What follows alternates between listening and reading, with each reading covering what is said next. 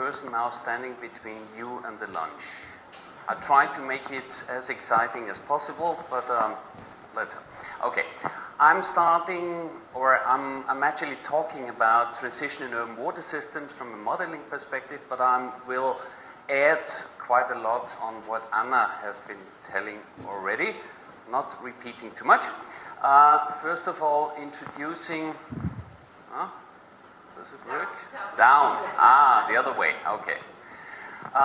It's a work which has been done over some years, also in Innsbruck and in Monash, and I'm simply citing all the persons who have contributed here. What do I talk about in more detail? First, I would like to introduce a little bit about why do we actually need an integrated view on this issue. I would like to start from a historical perspective and outline a few of these reasons why we have to look into this issue from a very complex and integrated view. I'm going to talk very little about this integrated model concept, which has already been introduced, and then I go into some details about some phenomena, technology transition, urban development, and the last one is about network placement, which then is coming back on where do we actually have our sewers, this relation between road network and the different types of networks. If we start to discuss modeling issues, we need to have, in systems analysis terms and model structure analysis, our playground is this town, alpine town of Innsbruck. We use that because we have all the data. It's not a particular huge thing. It's a 120,000 inhabited town, and it's bounded by physical boundaries like this mountains here, which sort of prohibit an extension. So urban sprawl is not something which can happen, at least not in large scale. But it's interesting, and the interesting thing, as I said, is that we have a lot of data in historical terms. The development of the water supply network all the way from its start around 1900 all the way to today.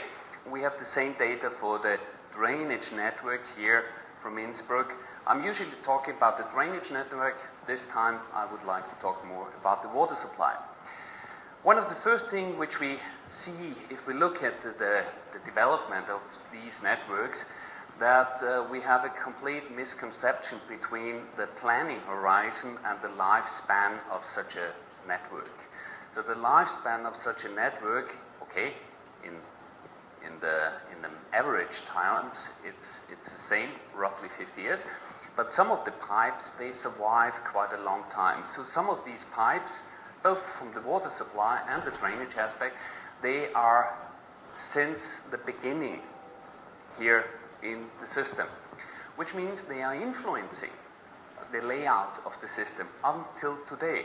And if you go back now to the planning, these guys who have introduced these systems around 1900, more than 100 years ago, they had maybe a planning phase, a projection phase of 50 years, but that already would have put them into 1950, and in between we had seen two major wars. Probably they couldn't anticipate what happened in the system.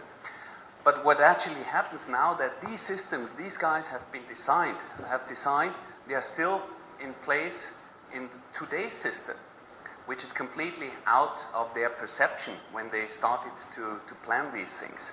So we have to realize that this is a huge misconception, and we have to see this long lifespan of our infrastructure as an issue which we have to deal with.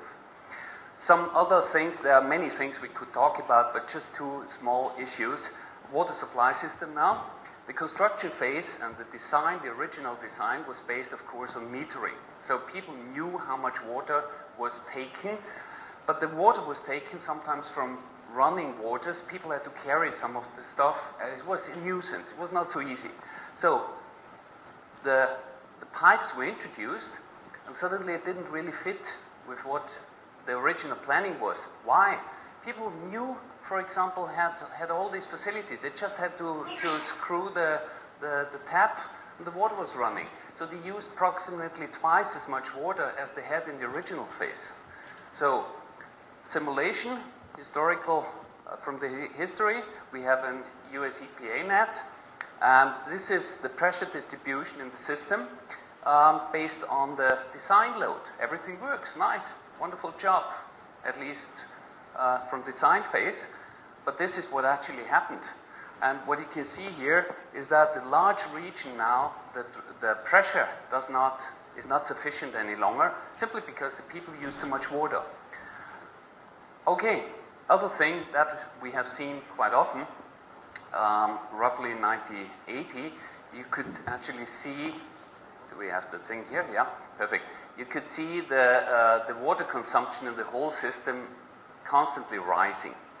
So people have been knew that they have to do something about the future design, and they made a projection, and that straight goes up here. What happens in reality, we've seen that quite often, it simply goes down. Why? Two reasons. In Innsbruck, the population suddenly was stable, so the steady increase was stopped here. Various reasons, don't have to go in details. But second thing was also a complete change in technology, in water-saving technology, which changed the picture. Okay, what do we learn? First, lifespan of the system makes planning really uncertain. Second thing, urban development drives the layout of the water system. It could sometimes also be that's the other way around. We have heard today already some analysis about the vicinity or the development of a city in relation to its water resources. But for the layout of the network, the urban development is really the decisive factor. Technology development is unpredictable, of course, within physical boundaries. But if you just think about somebody planning in 1900, for example, water treatment systems, he could not anticipate something like membranes or photocatalysis or other fancy novel solutions. And the last thing is socioeconomic is really essential if you implement new solutions. And our conclusion was that we need to model this urban water cycle as an integrated part of the city, and that was actually the title of the workshop we had 2 years ago. And Christian and me, here, we had a paper where we sketched here how such an integrated model should look like. It's the pressures from the society, from population growth, from climate change, and that needs to be taken up by such a model. So we need a societal model which could be predominantly it's agent-based model here, basically representing the stakeholders of the system. And then we need to do something about the development of this urban form, and that's done in terms of procedural modeling, an algorithmic generation of this urban form. And then, of course, we need to implement all these networks and the pressures, and that has already been told by Anna how to do that. Well, that was too fast now. Okay. Where have we been here? So, one example, I don't want to go into that, but such a network has been presented, Dance for Water as a tool. I'm now going into some of the more detailed procedures and processes which have been implemented in such tools and how we can implement it actually. First is technology transition. So if we discuss technology transition, there's a whole field in itself. That's the common theory. You have an innovation, you have an initial diffusion, and you have a sort of a logistic growth curve until a technology is really diffused into the society. If we try to implement something like this in our models, because we need it, if we make, if we model into the future, so we have to deal with the changes also in our technology. then we cannot avoid that we need as a background or the basis something like a scenario workshop. So that's actually a theory which has been developed in Monash from the socio-economic group there. And the key is that we start basically from our current system and envision how a future system could look like. And that is a detailed process. We don't have to deal with it now in really detail, but it's a process where you need to gather a number of stakeholders. You need to have certain scenarios which you have to test all your theories with. And once you know where you want to end or where you're likely to end with which kind of technologies you're implementing, you can then backcast this and point out the transition pathways which are then going back into the model. That could be also happen in a rather short way. You could do it yourself. Then it's a rather limited workshop, but you cannot avoid to sit down and really define technology transition, the basis, because the model itself cannot develop any kind of technology change. It's not possible. So you need to put that into the model as a background information.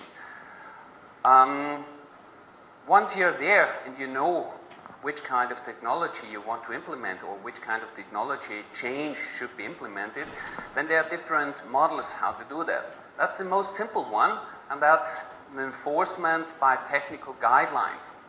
For example, if you have a drainage network, runoff system, each time you do some kind of changes in the system, you could then enforce that the drainage is no longer going into the pipe, stormwater, but it's infiltrated. Or water supply, each time you renovate the building, rainwater garden, rainwater harvesting has to be implemented. In theory, okay, that's just would be a completely typical system. You could then end up with a linear implementation, but that's only theoretical. So in practice, you always end up with a curve. But that's not really a model. That's a very, very simple model. Basically, it's just one line in the code. If, then. Yeah? But it's quite helpful because it really outlines if you have a system which is mainly driven by guidelines, it happens a lot, for example, in Central European systems, then this one is really very helpful. On the other hand, if you have a system which is more open, which is based, for example, on more marketing strategies where you have to sort of convince people how to adapt and how to implement the system, then you really have to go into transition theory. There are different schools. This is a theory which comes, it comes from Monash University, originally also connected with theories from the Netherlands. And it's a model where the development of different methods and different views on,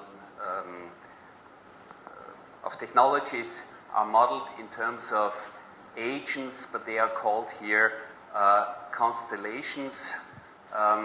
What is, you can see, I'm always getting this wrong. What you can see here, that you have constellations. This one here, for example, is representing a decentralized strategy. And here you have another one which is channelized drainage. That's more a classical approach. And this is then also bounded by constraints. You also have, you need to take into account what is the general what are all the influences on this model. And with time, these constellations are then growing or shrinking. So that can be, for example, explained that simply by the size of these constellations, they are representing the power, if they are more dominant in or not. If they are more dominant, it's more likely that people will introduce some of these solutions next time they have to change something. Okay, in the end, you can see that we have, for example, here a system like it could be today, centralized water supply, centralized sewage, centralized drainage, and you have here smaller constellations, smaller types here, stormwater harvesting, decentralized wastewater. And now in the view of outside influences, could be from the society, from economy, it's also about how cheap are these solutions. Then you get possible futures. Could be that you end up completely in a centralized system, even more as we have today, or it could be the other way around, that these centralized ideas are shrunken, they are less important, and suddenly these decentralized strategies get much more important, gain in power.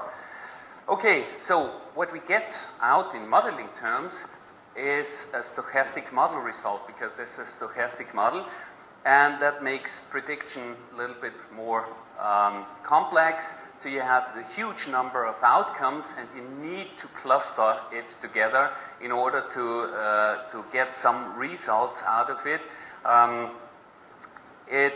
As you see, it's a fairly complex model as compared to the other one. There are, of course, models in between where this could be sort of taking up these ideas. That's a fairly complex model, as I pointed out before. Next issue, urban development. It's about the change in land use and in population, and I bring again an example in the vicinity of Innsbruck.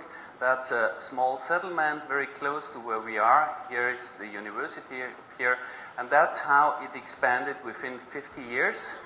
And you can imagine what changes that caused to the water infrastructure, and it's very important, again, to discuss urban development in such models.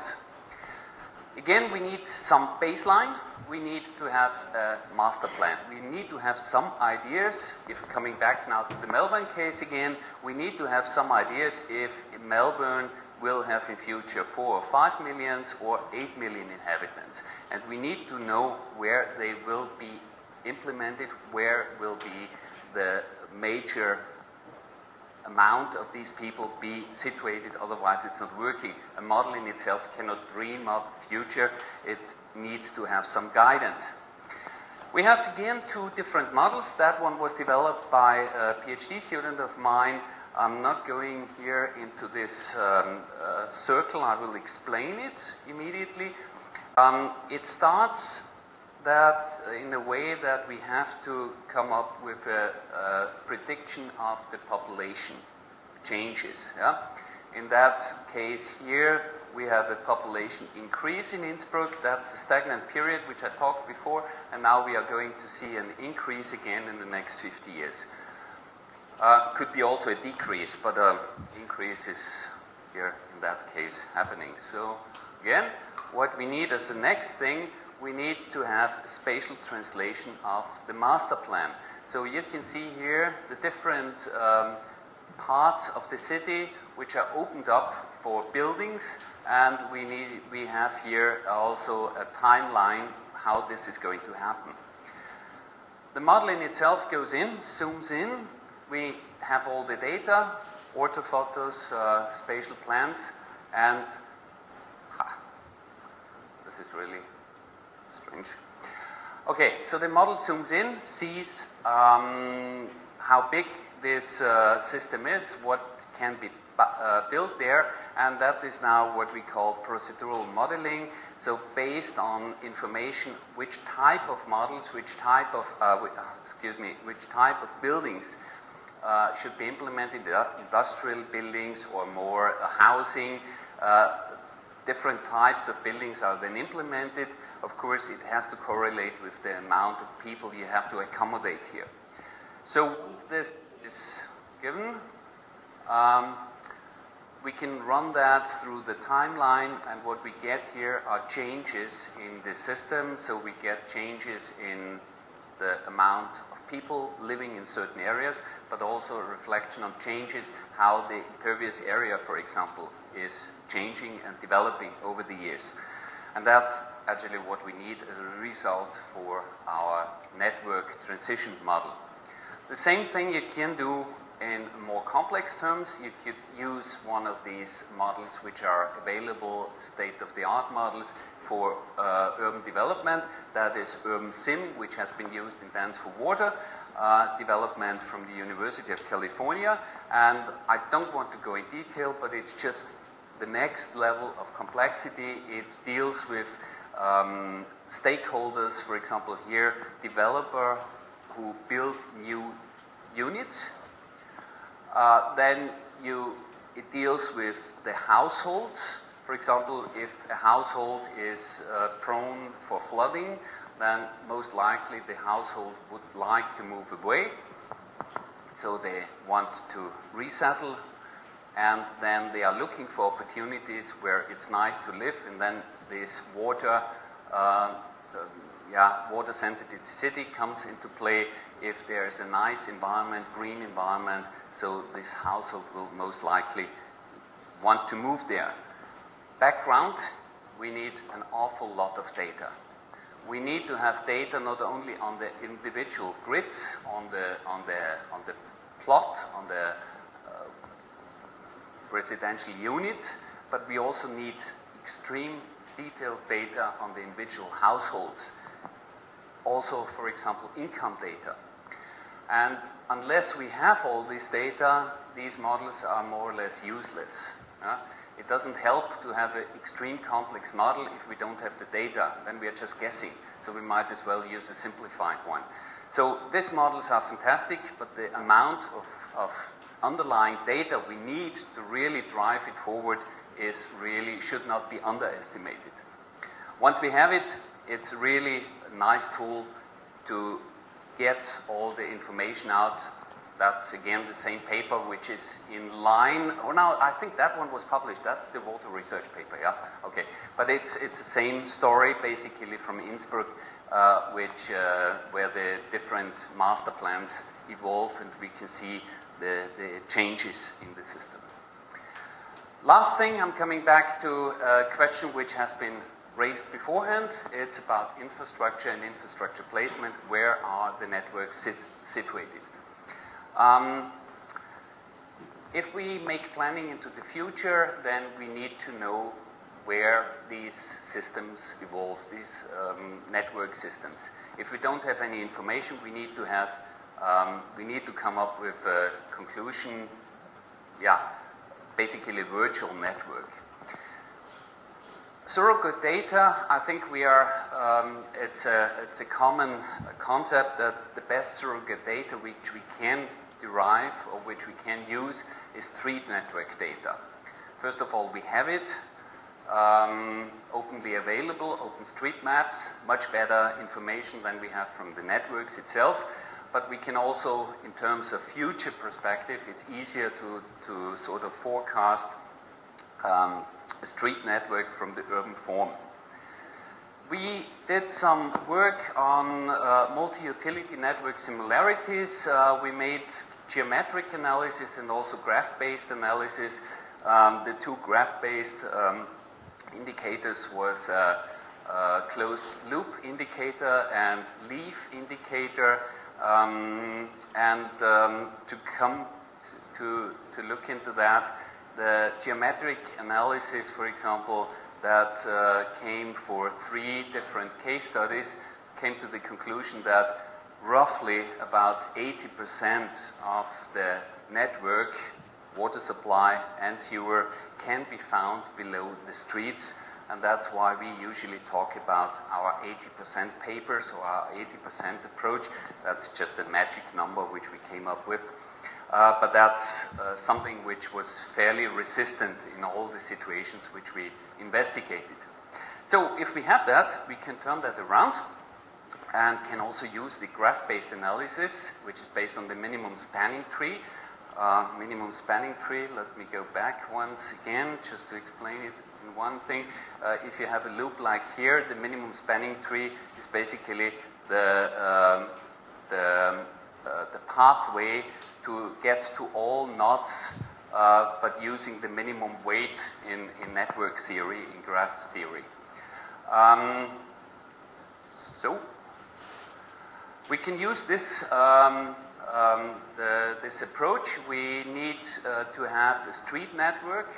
The digital elevation map, for example, for water supply systems, is only needed for the design purposes, because we need to know where the demand nodes are situated in order to get a view on the pressure.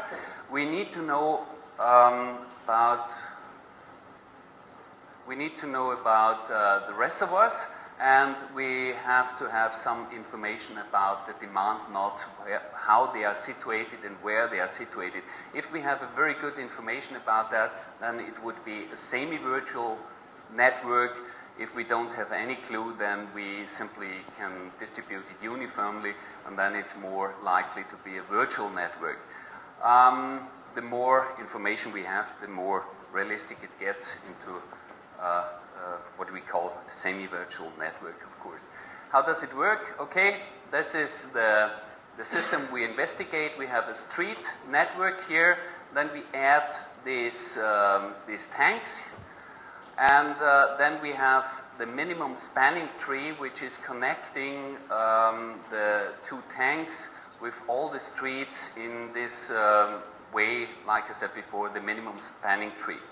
That is then sort of correlated with the demand nodes, and all the parts of these networks where no demand is needed are cut away. And that is what we then end up with.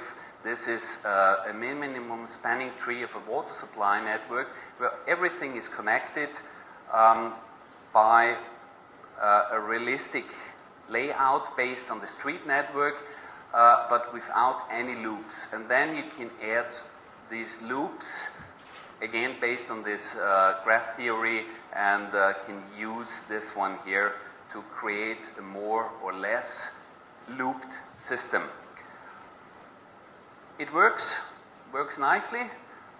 This is the original network from Innsbruck, and this is the minimum spanning tree here that already has fairly good results, but it's not looped in any means. And then we have here two different loop systems, one with a big main loop, and that one with a very small loops here. In the end, of course, we do not get a complete overlap, but we get systems which work in similar way as the original system. We used that one for an example. It's a fairly famous example. It's a town in Sweden, Kiruna, which is undergoing a major change in that way that the major part of the city is actually relocated. That's a mine here, and the mine will take away here a large part of the existing city, and that has to be moved into a new city center here, or a new city part. And one of the things we did was that we looked into the water supply system that's based again on a digital elevation map and the street network. Here are the water sources, and that's the demand distribution here, and we coming up here with a new generated, it's a semi-virtual water supply system.